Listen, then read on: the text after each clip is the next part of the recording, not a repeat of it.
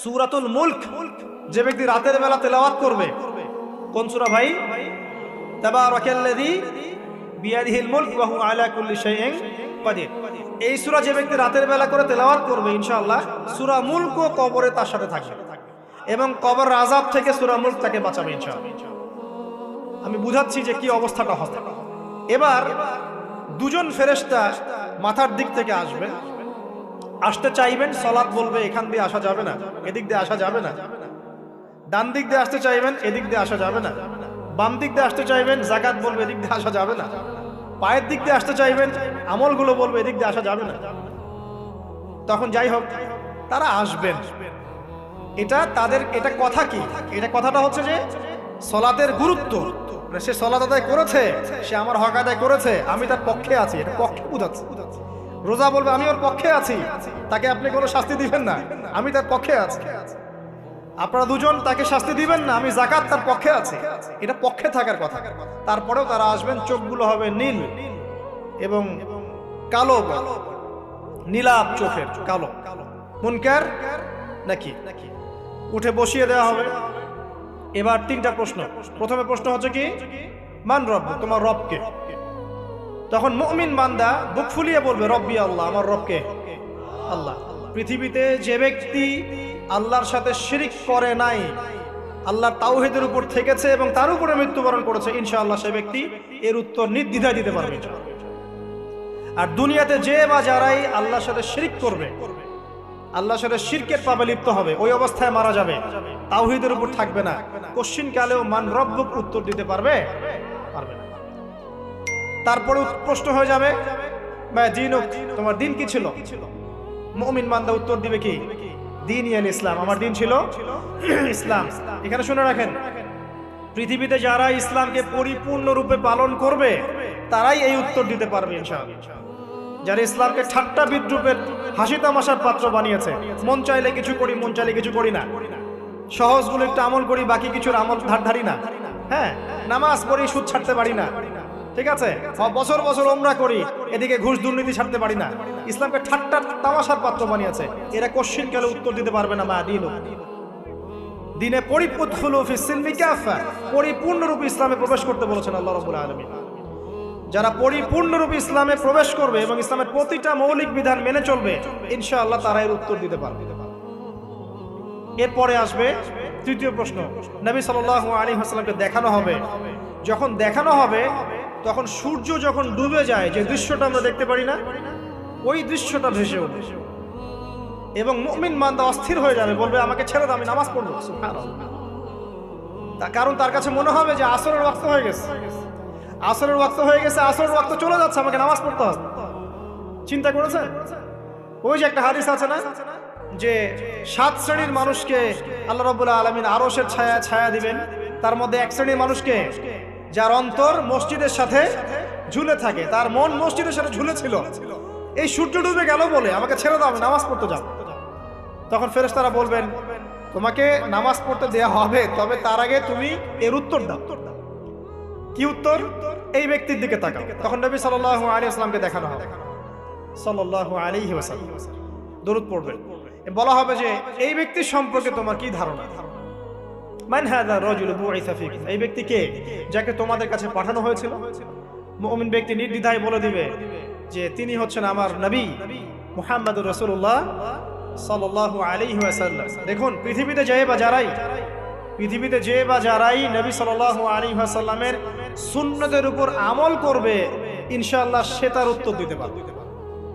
দুনিয়াতে যারা নবীর সুন্নতের 5 পয়সা পরোয়া করছে না, তার আদর্শের 5 পয়সা দাম দিচ্ছে না, তারা কোশ্চিন কালে উত্তর দিতে পারবে। নাম হতে পারে আব্দুর রহমান, আব্দুর রহিম, নবীর সুন্নতের ধার ধারে না, তারা উত্তর দিতে পারবে তরিকা অনুযায়ী ইনশাআল্লাহ। আল্লাহ পাক তৌফিক এনায়েত করুন, আমিন।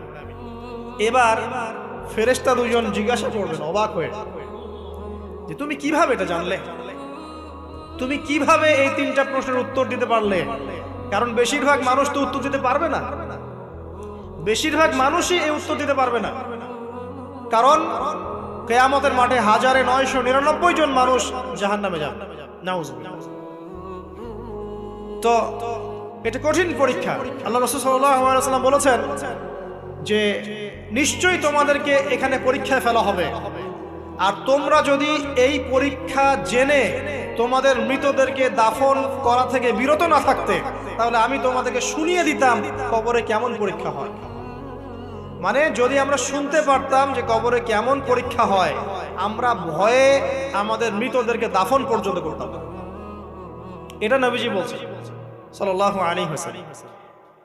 তাকে জিজ্ঞাসা করা হবে যে তুমি কিভাবে জানলে এটা? বেশিরভাগ মানুষ তো পারে না উত্তর দিতে। তখন সেই ব্যক্তি বলে বসবে, সেই ব্যক্তি বলবে যে করাতু কিতাব আল্লাহ, আমি আল্লাহর কিতাব এই কোরআন পড়েছি। মুমিন বলবে আমি আল্লাহর কোরআন পড়েছি, ফাআমানতু বিহি, আমি এর উপর ঈমান এনেছিলাম, ওয়া সাদ্দাকতু, এবং সত্যায়ন করেছিলাম। সুবহানাল্লাহ। অতএব দুনিয়াতে যারা দ্বীনের জ্ঞান অর্জন করছে না, কোরআন পড়ছে না, হাদিস পড়ছে না, পড়াশোনার চেষ্টা করছে না, জানার চেষ্টা করছে না, কবরে পার পাওয়া ডিফিকাল্ট আছে। এটা একটা অন্যতম প্রশ্ন। আমরা কিন্তু মনে করি 3টা প্রশ্ন হচ্ছে, আসলে প্রশ্ন হচ্ছে কয়টা? 4টা। 3টার পরে আরো একটা এক্সট্রা। কিভাবে জানলে? তখন উত্তর দিচ্ছে আমি আল্লাহর কিতাব পড়েছি, ঈমান এনেছি, সত্যায়ন করেছি। সুবহানাল্লাহ। নবী সাল্লাল্লাহু আলাইহি ওয়াসাল্লাম হাদিসের পরের অংশে বলছেন যে যখন কাফের বান্দাকে উঠানো হবে, তখন ডানেও কিছু নাই, বামেও কিছু নাই, সামনে পিছনে কিচ্ছু নাই। মাথার দিক থেকে ফেরেশতারা চলে আসবেন, উঠিয়ে বসানো হবে, প্রশ্ন করা হবে কে তোমার রব? একটাই উত্তর, লা আদরি, আমি জানি না। নাউযুবিল্লাহ। কি তোমার দিন? লা আদরি, আমি জানি না। এই যে আল্লাহর তো খবর নাই, আল্লাহ পাকের বিধান মেনে চলার কোনো খবরই নাই, পরোয়াই নাই। সে জানবে কিভাবে ইসলাম কি জিনিস? সে জানবে কিভাবে আল্লাহ কি জিনিস? ও তো আল্লাহকে চিনেই না। দিব্যি বলে বেড়াচ্ছে মহাবিশ্ব সৃষ্টি হয়েছে বিগ ব্যাং থেকে, আল্লাহ বলে কেউ নাই। মানুষ সৃষ্টি হয়েছে বান্দর থেকে, নাউযুবিল্লাহ। ওই যে ডারউইনের মতবাদ, কি থিওরি অফ এভলিউশন নাকি? হ্যাঁ, তাই তো মনে হয়। অনেকদিন আগে পড়ছি ভাই, ভুলে গেছি। তো যাই হোক, মানুষ তো আল্লাহকে চিনছে না। এখনো মানুষ মনে করছে যে আল্লাহ বলতে কেউ নাই। এবং এই মুক্ত চিন্তার নামে, বাক স্বাধীনতার নামে নাস্তিকতার যে চর্চাটা বেড়েছে বাংলায়, এটা আশঙ্কাজনক। বড় বড় বিশ্ববিদ্যালয় থেকে পড়ে আসছে, অনেক সময় দেখলাম বড় বিশ্ববিদ্যালয়ের প্রফেসর, সে বলছে যে মহাবিশ্ব বিগ ব্যাং দিয়ে সৃষ্টি হয়েছে, সৃষ্টিকর্তা নাই এখানে। তো মুসলিম বিজ্ঞানীর একটা কথা বলতেন যে মানুষ বিজ্ঞান সম্পর্কে অল্প জানলে নাস্তিক হয়ে যায়, আর অনেক গভীর জ্ঞান অর্জন করলে আল্লাহর কাছে আত্মসমর্পণ করে।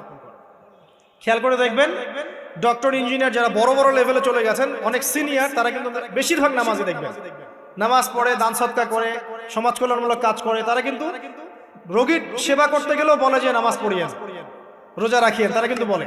অনেক ডক্টর আমি দেখেছি এমন, যারা যত বেশি গবেষণা করে তারা তত বেশি আস্তিক হয়ে যায়, আর টুটাফাটা গবেষণা করলে নাস্তিক হয়ে যাবে। কত প্রশ্ন, ইসলামের এটা কেন, ওইটা কেন, ইসলামে বহুবিবাহ কেন, হ্যাঁ, ইসলামে কি পর্দার বিধান কেন, তারপর ইসলামে এত রেস্ট্রিকশনস, এত বাইন্ডিংস কেন, হ্যাঁ, স্বাধীনতা নাই কেন, কত প্রশ্ন। ইসলামের এগেইনস্টে কত তীর এখন ছোড়া হচ্ছে। তো এই ব্যক্তি কেমন করে উত্তর দিবে যে মাহদিনুক, তোমার দিন কি?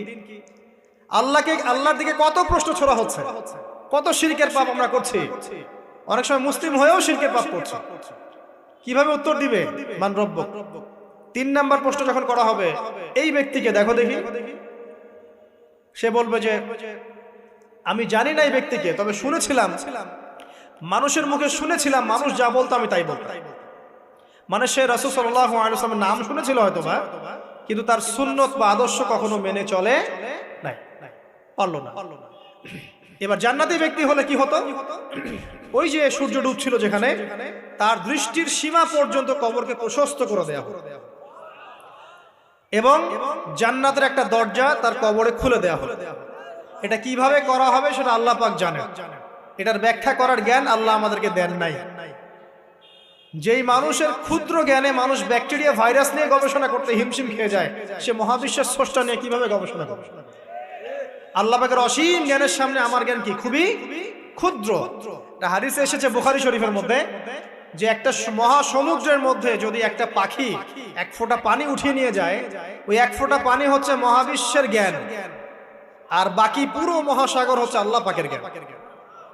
তো আমরা এই ক্ষুদ্র জ্ঞানের মানুষ হয়ে আল্লাহর জ্ঞানকে কেমন করে পেনিট্রেট করতে পারি? তো আল্লাহ পাক জান্নাতের দরজাগুলো খুলে দিবেন, একটা দরজা খুলে দিবেন, সেখান থেকে বাতাস আসবে, সে জান্নাতের নাজ নিয়ামত উপভোগ করতে থাকবে এবং তার রূহটাকে সবুজ রঙের পাখির আকৃতিতে জান্নাতে রেখে দেওয়া হবে। ইল্লিন মানে ওখানে জান্নাতের নিয়ামত সে পাবে। এটাকে বলা হয় দারুল বারজাখ বা বারজাখের জীবন। জীবন অনেকগুলো, একটা ছিল রুহের জগৎ। রুহের জগতে আমরা সবাই ছিলাম। শোনেন, রুহের জগতে যার সাথে যার বন্ধুত্ব ভালোবাসা গভীর ছিল, দুনিয়াতে তার সাথে তার ভালোবাসা বেশি। এটা হয়তো জানেন না, জানতেন হাদিসটা? রুহের জগতে যদি কখনো আপনার সাথে আমার দেখা হয়ে থাকে, দুনিয়াতে আপনার সাথে আমার দেখা হবে ইনশাআল্লাহ। রুহের জগতে যদি আপনার আমার মধ্যে ঘনিষ্ঠ ভালোবাসা থেকে থাকে, এখানেও ভালোবাসা হয়ে যাবে ইনশাআল্লাহ।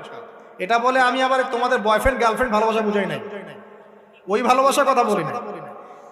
আবার রুহের জগতে বিদ্বেষ, এখানেও দেখবেন বিদ্বেষ। ওটা একটা জগৎ ছিল যেখানে আল্লাহ পাক সমস্ত আদম সন্তানকে সৃষ্টি করে তাদের রূহটাকে রেখেছিলেন এবং ওয়াদা নিয়েছেন। কি ওয়াদা? আল্লাহ পাক বলেছিলেন আলাস্তু বিরাব্বিকুম, সূরা আরাফের 182 নম্বর আয়াত পড়ে দেখবেন। 182 নম্বর আয়াত আল্লাহ পাক বলেছিলেন যে আমি ওয়াদা নিয়েছিলাম, আলাস্তু বিরাব্বিকুম, আমি কি তোমাদের রব নই? আমরা সবাই বলেছিলাম বালা ইয়া রব্বি, অবশ্যই আপনি আমাদের রব। দুনিয়াতে এসে আমরা ভুলে গেছি।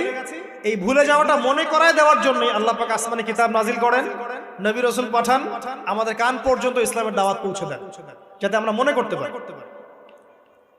এবার আসেন, রুহের জগতের পর আসলাম এই যে দুনিয়ার জগৎ, দারুদ দুনিয়া। দুনিয়ার মধ্যে আছি হয়তো 50, 60, 70, 100 বছর হাইয়েস্ট।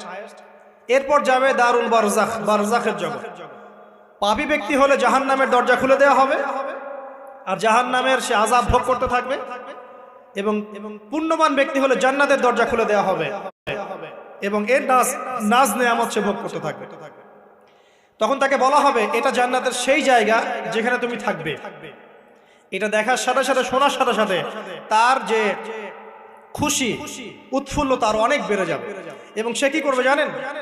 সে পৃথিবীতে ফিরে আসতে চাইবে। সে বলবে আমাকে আমার পরিবার বর্গকে জানাতে দেন, আমাকে আমার পরিবার বর্গকে জানাতে দেন যে আমি ভালো আছি। তখন ফেরেশতারা তাকে বলবেন যে এটা সম্ভব না, তোমার এবং তাদের মাঝে দারুল বারজাখ আছে, তুমি এটা ভেদ করে যেতে পারবে না। তখন তার আত্মাটাকে ইল্লিনে দেওয়া হবে, একটা সবুজ পাখির আকৃতিতে জান্নাতে ঘুরে বেড়াবে। আর যদি জাহান্নামী হয় তাহলে যে বললাম দরজা খুলে যাবে, জাহান্নামের মর্মান্তিক আযাব তার দিকে আসতে থাকবে। কবর সংকুচিত হয়ে আসবে এমন ভাবে যাতে তার বাম পাজর ডান পাজরের ভিতরে এইভাবে ঢুকে যাবে। নাউযুবিল্লাহ। এবং এই আযাব চলতে থাকবে ইলা ইয়াউমি ইউবআসুন, পুনরুত্থানের দিন পর্যন্ত। এখন এই যে হাদিসটা আপনারা শুনলেন, এই হাদিসটা ব্যক্তিকেন্দ্রিক নয় কি? এখানে তিনটা বিষয় আপনাকে ফোকাস করতে হবে আমাদেরকে। এক, তাওহীদ, আল্লাহ পাকের তাওহীদ। দুই, রিসালাত, রাসূলুল্লাহ সাল্লাল্লাহু আলাইহি ওয়াসাল্লামের রিসালাত। এবং আখিরাত, পরকাল। এই তিনটা বিষয় খুব স্বল্প কথায় বলছি। দেখুন, তাওহীদ কি? আল্লাহ পাকের একত্ববাদ। এক আল্লাহকে আপনি সৃষ্টিকর্তা মানবেন, রিজিক দাতা মানবেন, পালন কর্তা মানবেন, সন্তান দাতা, ভালো মন্দের মালিক, সমস্ত কিছুর মালিক কে? আল্লাহ। আল্লাহ আল্লাহ আমাকে বাঁচিয়ে রেখেছেন, আল্লাহ আমাকে মৃত্যু দিবেন, আল্লাহ আমাকে রিজিক দেন, আল্লাহ আমাকে সন্তান দিবেন, আল্লাহ আমার ভালোর মালিক, আল্লাহ মন্দের মালিক, আল্লাহ সমস্ত কিছুর মালিক। এই কনসেপ্ট পরিষ্কার থাকবে, লা ইলাহা ইল্লাল্লাহ পরিষ্কার থাকবে। সমস্ত বিষয় কার পক্ষ থেকে? আল্লাহর পক্ষ থেকে। তাওহীদ, শর্ট সংক্ষিপ্ত কথায় বললাম তাওহীদ। এর মধ্যে তিনটা ক্লাসিফিকেশন আছে, রুবুবিয়্যাত, উলুহিয়্যাত, আসমা ও সিফাত। এটা আপনারা কিতাবুত তাওহীদ বই থেকে পড়ে নিন। সংক্ষেপে বলে দেই, রুবুবিয়্যাত আল্লাহ পাকের সমস্ত বিষয়গুলো তার দিকে সম্বন্ধ করা, সৃষ্টিকর্তা, পালনকর্তা, রিজিক দাতা সবকে আল্লাহ। উলুহিয়্যাত কি? দুনিয়াতে এসেছি আল্লাহ পাকেরই দাসত্ব করতে হবে, অন্য কারো দাসত্ব চলবে না। তাওহীদ উলুহিয়্যাত। আসমা ও সিফাত কি? আসমা সিফাত মানে হচ্ছে আল্লাহ পাকের নাম গুণাবলীগুলো আছে। আল্লাহ পাক রহমান, আল্লাহ পাক রহিম, আল্লাহ পাক রাজ্জাক, হ্যাঁ, আল্লাহ পাক গফুর, আল্লাহ পাক শদীদুল ইকাব। সমস্ত গুণাবলী কার? আল্লাহ। এই হলো আসমা ও সিফাত। আল্লাহ পাক যেমন, আল্লাহ পাক তেমন, আল্লাহ পাক নিজের মতো, কারোর সাথে তুলনীয় নন। হুয়াল্লাহু আহাদ, একক। আল্লাহুস সামাদ, তিনি অমুখাপেক্ষী। লাম ইয়ালিদ ওয়া লাম ইউলাদ, তিনি জন্ম দেননি, জন্মিতও নন। ওয়া লাম ইয়াকুল লাহু কুফুয়ান আহাদ, তার সমতুল্য আর কিছুই নাই। আল্লাহ থেকে সবকিছু হয়, এটাই হলো তাওহীদ। প্রিয় ভাইরা, শিরকের পাপ থেকে আজকে তওবা করে ফেলবেন। আল্লাহ জেনে না জেনে জীবনে যত শিরক করেছে আল্লাহ মাফ করুন। আমিন।